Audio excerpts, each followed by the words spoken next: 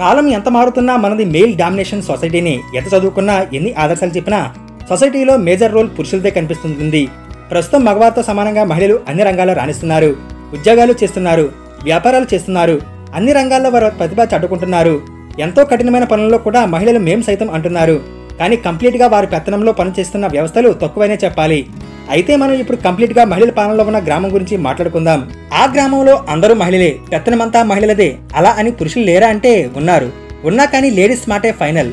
ఇంటా బయట అంతా వారే. ఎలాంటి లేడీ డామినేటింగ్ విలేజ్ గురించి తెలుసుకుందాం. ఇంతకీ ఇది ఎక్కడ ఉందంటే ఎస్టోనియాలోని ఓ మారుమూల ఉంది ఆ గ్రామం. దాని పేరు ఏంటో తెలుసా? Island of women. అవును, ఇది ఒక ప్రత్యేకమైన గ్రామం. అంతేకాదు, ఇది ఒక ప్రత్యేకమైన ద్వీపం కూడా. దీని ప్రత్యేకత ఏమిటంటే ఇక్కడ ఎక్కువ మంది మహిళలే ఉంటారు. ద్వీపం బాధ్యత మొత్తం వారే చూసుకుంటారు. ఈ ద్వీపంలో సుమారు 300 మంది నివసిస్తున్నారు. వీరిలో ఎక్కువ మంది మహిళలు. ఇక్కడ అందరూ ఆడవారే ఉంటే మరి వారంతా పెళ్లి చేసుకోరా అని డౌట్ రావచ్చు.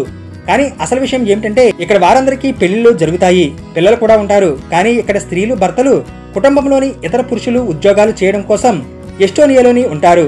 దీని కారణంగా ఇక్కడ మహిళలు మాత్రమే నివసిస్తారు. మహిళలు మాత్రమే ఉంటారు కాబట్టి ఇక్కడ పనులన్నీ మహిళలు మాత్రమే చేస్తారు. ఇక్కడ మహిళలు ఒంటరిగా ఉండడానికి కారణం ఇదే. భర్తలు సిటీలో జాబ్ చేస్తూ ఉంటారు, భార్యలు ఊరిని ఇంటిని చూసుకుంటారు. ఈ ద్వీపం యొక్క పేరు ప్రపంచ ప్రఖ్యాత యునెస్కో జాబితాలో కూడా చేరింది. ఈ ద్వీపంలో నివసించే స్త్రీలు ప్రతి పండుగను ఘనంగా జరుపుకుంటారు.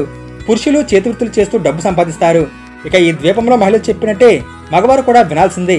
అంతేకాదు, వీరు మగవారిని మంచివారిని, వారికి తగ్గేవారిని చూసి పెళ్లి చేసుకునే అవకాశం ఉంది. అంతేకాదు, అక్కడ ఎవరైనా చనిపోతే వారికి అంత్యక్రియలు నిర్వహించే బాధ్యత కూడా ఆడవారిదే ఉంటుంది. పురుషులు ఇందులో జోక్యం చేసుకోరట. మాతృస్వామ్యం, ఆచార వ్యవహారాల వల్ల ఇక్కడ ప్రజలు ఈ పనులు నిర్వహిస్తారు.